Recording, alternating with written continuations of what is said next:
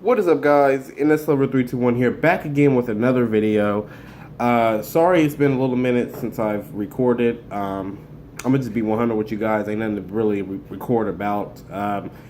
Nothing's changed on the layout still. We're still in the process of trying to get the wood to do the town, which we haven't done that yet. Hopefully we're gonna do that within the next month or so. Hopefully we're gonna do that. I want to say next month, like in the middle of next month sometime, hopefully. So yeah, as you guys can see, the two locomotives in front of me, which are the two tier 4s, if you guys remember, like, I'm not gonna even lie, guys, I've been wanting to do this video for so long, like, you guys don't even know. I've been wanting to do this video for a long time, since I've gotten the locomotive. Well, since I've gotten both locomotives, I've kind of said I want to do this video, and I've kind of put it off, and I haven't done it yet, and so I'm gonna finally do the video. So today I'm gonna be bringing you guys, wait for it, the comparison video between the Scaletrains BNSF tier 4 and the Intermountain BNSF tier 4.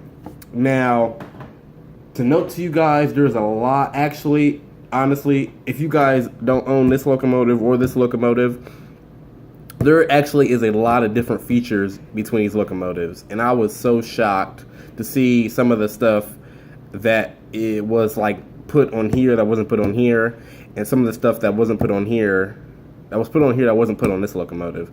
I was super duper shocked. I couldn't believe that, with a new maker coming out, like Scaletrains, they didn't do this stuff that Intermountain did, and I was just a little shocked. Now, there are little details that you can do yourself, but I'm not going to make a big deal about it.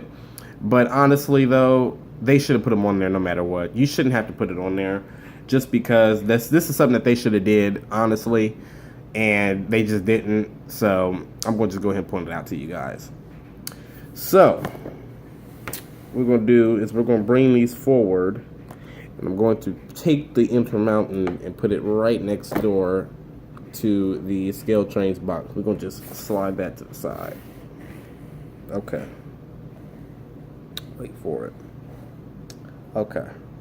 As you guys can see, I got the best lighting possible. I had to, so I had to record this video up in my kitchen, which is the best lighting, which I got. My deck back here, as you guys can see, has the best lighting back here as possible. And then I got my kitchen light on too, so I could give you guys the best quality lighting to show you guys some different details on the engine. So starting on the front, we're going to start at the pilot. Nothing too much really on the pilot. However, I didn't notice this until now, but I noticed that this has this line right here. If I had a, hold on a second, guys. Let me get I think a knife or something. I don't know. Hold on. Like a butter knife, maybe. Yeah, this might work. I'll bring it back into focus here. Here we go.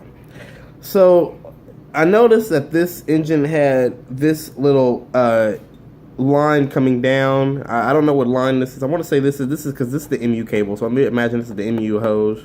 Well, this is the MU cable. These are MU hoses. So I want to say this is another airline hose. Or actually, never mind, guys. It does have it. So it does have one right here. It's just curled, and the other one is right here. If the coupler will get out the way, but the other one is like right there. It's just not as curled. I did notice too. I don't know if this is realistic or not, but I did notice that the Intermountain had crossbar grab irons going across here, and this one doesn't. But however, it does have the holes for it to go in. So I'm not sure, because I didn't get these in my box. I don't know if they came with them or not, or if it's just something maybe Scaletrains forgot or something. I don't know. I didn't get these in my box for the Scaletrains, but this engine did come equipped already with these. So yeah. Another thing to note is that if you look closely, the paint tones on the locomotives are off a bit. Like this one is like this actually is the correct color. This isn't the correct color for the BNSF. This is the correct color. Intermountain did the correct color. This is like a lighter orange, like it's probably like the color. This is like a color of like a orange kind of almost. And this one is just, it's not there, it's off, but it still looks good either way. But I just did notice that they have a 2 different tones of paint color, if you guys can notice. And plus the BNSF is outlined with yellow outlining, and plus the swoosh in this unit it is, but you can't really see it as much on camera, but it is a little bit, but not as bright as that. Let's see here, anything else to point out? Nothing else to point out on the front, but other than what I said, you know, of course, not having the white crossbar grab irons across here, across the windshield wipers, and this one having it. So yeah. What we'll do here is we'll turn them to the side. Actually, let me put them down to the ground here so you guys can see better. See some of the stuff better. So what we'll do is we'll just bring this down some. And I'll just pause the video real quick and get a better angle. Okay guys, so now I'm at a better angle. Let me just fix this unit real quick. Another thing to point out that Scaletrains didn't do that Intermountain did was Intermountain actually tinted their windows, as opposed to Scaletrains not doing that. Now, I know that's something that you can do. Like I said, a lot of these details that are on the locomotives, that you can really do yourself, but you just really would think that they would add this stuff that the other maker didn't add. You would just think that, but this isn't, you know, this is just a little details that I'm pointing out that just can be fixed. But, you know, like I said, you would think that they would put them on there. But yeah, like I said, they tinted their windows on here and Scaletrains did not. Honestly, I was a little shocked and surprised because I figured a new maker has all this great detail and they didn't tint the windows. Like, what the heck? Like, come on, Scaletrains. Like, really, guys? Like, come on. Seriously? They didn't tint the windows. I was like, wow. Okay. So, another thing to point out, as you guys can see, like I said, the windows are tinted, and of course on the Scaletrains it is not. Let me move that in some. As you see, the windows are not tinted. Another thing that I noticed too that I pointed out, that I wanted to point out, and I thought this was something very interesting too. Let me see that right there. Let me bring this engine up front. There we go. Make it a better angle. There we go. Okay. Another thing I noticed that pointing out to the back here of the Intermountain locomotive was I noticed that on here they added some chains, as you guys can see. Let me zoom in here. They added some chains, so as you guys can see, there's one right here. It goes all the way across through here, all the way across, and it is movable. It's not just there. You can move it, as you guys can see. It does go back and forth, and it has the little springs here too to hold it in, which I thought was pretty neat. Which was movable, like I said, like a nice little chain. But on the Scaletrains, I do notice now that they have a chain, but it's not as nice as the Intermountains personally. Like, it's there, but it's not as nice, I don't think. Like, I was a little shocked because it's not as nice, really. I don't think this one is movable. I've never actually tried it. It might just be stationary. Let me try it real quick. I don't know if it's... Yeah, see, this chain it's not really all that good. It's not as movable, as flexible as that one is. Which is not a big deal, but it's something that would have been nice that they would have added. This one's just kind of stationary. It doesn't move, and it's not as nice, I don't think. It's not as realistic, because you can see the spring hill ends right there, but they're not as loose, and I don't think they're not as detailed and not as brittle as the Intermountain is. So that's another thing to point out between the Scaletrains and the Intermountain. So, I mean, you know, it's what it is, I guess. You know, like I said, they're not as... See, the chains don't move. Let me zoom in some. The chains do not... Oh, okay. But like I said, they move, but they're not as, you know... not as, they don't move as freely, and that's just something I don't think is realistic a lot on the Scaletrains. Another thing I noticed too, if we move on to the back, of course, everybody can notice this though, with the naked eye. If you guys know, Scaletrains did the see-through edge metal grill work in the back here, which was nice. I mean, that is some great grill work. It looks almost like brass. Like, I mean, that edge grill work is beautiful. I mean, that is phenomenal. Very nice. I mean, you can see the crossbar right here. You can see the vent fans. You can see the radiator system right there. As you can see the two, which are the speakers. But, I mean, you can see through there. I mean, you can see the crossbars, like I said. You can see through up in here, too, a little bit. Not as much, but you can see up through there. I mean, that's also another great detail that, Intermountain didn't include. And, honestly, on the Intermountain version as well, we'll move into the Intermountain version. Let me zoom back out here. They didn't do any good see-through grill work. I mean, you can see the crossbar a little bit, but not as good because the edge metal grill work isn't as fine as the BNSF Scaletrains. It's not, not as nice and not as see-through and not as beautiful. Because you can't see through here. I mean, you just can't see through none of that. That's just, something that's not, very interesting in my opinion. I don't think it's really a go-getter too much, but it doesn't bother me as much because I got the Scaletrains one. If we move on to the back of the locomotives, and this time I can actually have both of them in the camera this time. So that's great. Oh, another factor, I have to move back to the front because I didn't show you guys this earlier, but I will do that in a minute. But move my framing backward. Another thing I noticed is that the numbering on the Intermountains is a lot bigger than the Scaletrains.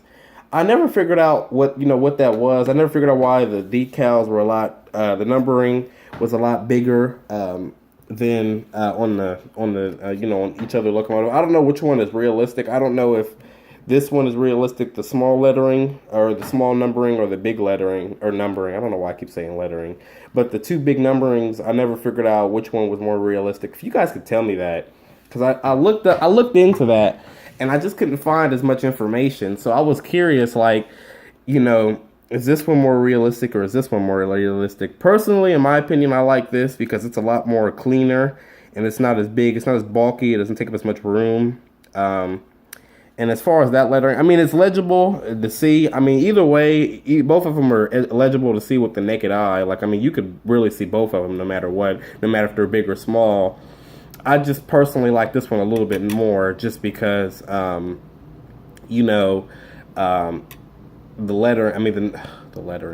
numbering is, it's a lot cleaner, I think, and like I said, it's a lot smaller. So I would personally like this. Now, I know what you guys are thinking. You're thinking I'm favoritizing the Scaletrains over the Intermountain. I'm not. I'm just, comparing the two. Like I said, I'm not really picking. Honestly, I like something both about each other that one doesn't have over the other. Like, it's just little stuff, like I said, that really matters. And like, I like both of them in different ways because of the different detail that one has over the other. Another big detail that I wanted to tell you guys that I'm gonna have to go back onto the sides now. I'm gonna have to do them one by one now because I don't have a visual telling of what I'm going to say. To point out on the Intermountain, I was like, you could see this, but you have to look really, really hard. But if we zoom in here, let me zoom in real quick. The roller cap bearings on this one is it's open, and you can actually see that roller bearing move. I was like, wow, you can actually see this moved. Like, it's not. You can see through it, and you actually see that literally moves with like the other roller bearings. You can actually see it move, or for both ends. I thought was let's see here, on both ends, which I thought was pretty cool. That's another detail I like about the Intermountain that Scaletrains didn't include. If we move over onto the Scaletrains, you see it's kind of just molded in there. You can't really see through it. Like, you can tell the difference. Like, this one's kind of molded in, same as this one right here. They're both molded in. You can tell that they're just molded in there. And that's another thing I like better about the Scaletrain or the Intermountain than the Scaletrains is that little roller bearing system was eligible to see on the Intermountain, which I thought was really cool. If we move back to the back, like I already disclaimed that, we're gonna go over to the sides here. Excuse me. If we go back to the other sides, let me move the camera back out. I didn't notice anything really on this side to the locomotive. I didn't really notice anything that was better. I'm looking now. I just noticed there are some different. I noticed that Scaletrains though does have some better underframe detail as opposed to the Intermountain. Intermountain's kind of dry when it comes to that. It doesn't have as much detail. I mean, the brake line detail either way though was really nice, but it just doesn't have as much brake line detail as the Scaletrains. That's something else I did notice. Like on both backs, on the front and back trucks, the detail is a little bit different, a little high and dry, but that's okay. It still is nice either way. Another thing that I noticed though, the only see-through grille work on this whole entire locomotive is going to be the please focus back in here. This is the only see-through grille work on the whole locomotive. Other than this and the staircase, this is the only see-through grille work on like the top of the locomotive. This is the only thing that's see-through that you can actually see through. Well, all three of these slots you can see through. That's it. That literally is it. And then if we move on to the Scaletrains one, let me zoom back out here. That is see-through as well on the Scaletrains. That is not see-through. That is see-through. You can see through those slots.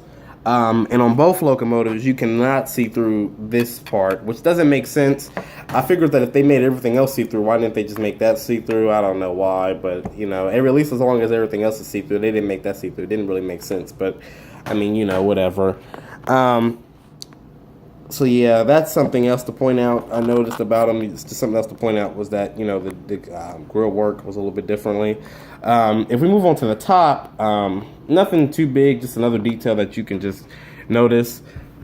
The exhaust isn't the same. This is kind of just there, and this was taking the time to literally point out and cut out and really make like a real exhaust. This is when you can just say it's just like it's literally just there, like it's just molded, like it's black and like it doesn't go anywhere, as you guys can see. It's just there. However, this one is silver. It's edged out properly, and it at least goes somewhere. Like I can put the knife is too big, but I can actually really put something down there, and it can go a little bit deeper, which was nice. That's a nice little feature that they did, as you guys can see. In there, it goes like it literally does go somewhere. Well, trying to see if I can focus. Nope, it will not let me do it. But you guys get what I'm saying. So another thing that I noticed too was the sticker right here. There's one right here on the AC unit. It looks like it says warning. Yeah, it says warning, and this one doesn't have it right there. I think it's like, I don't think that's the same sticker, but it's out of place. Yeah, see, that's not the same sticker, but it's just kind of out of place. They didn't put one included onto the Scaletrains, which is just, like I said, it's the little details that count. Honestly, I think that really from looking at it, I think this one has a little bit more stickers on it than the a little bit more warning stickers than the Scaletrains does. I don't know why. But so yeah, that's all I really wanted to point out. I didn't really want to do a review. I just kind of wanted to give you guys a comparison review of the two. Personally, I can't really rate a favorite just because there's little details on the locomotives that I like more about the other.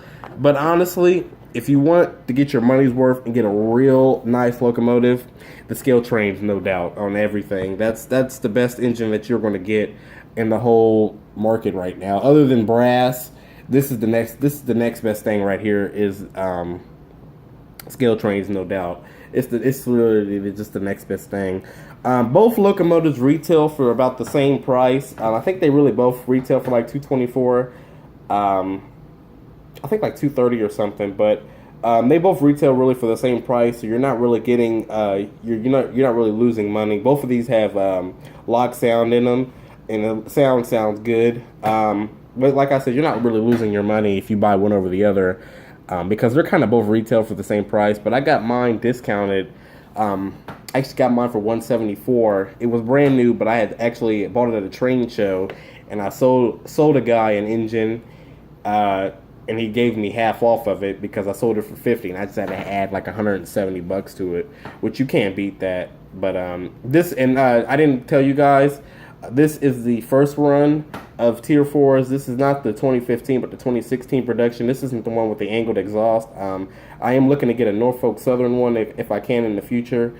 But for right now, I just have this one, and I'm still not complaining. I still love the engine no matter what. So yeah.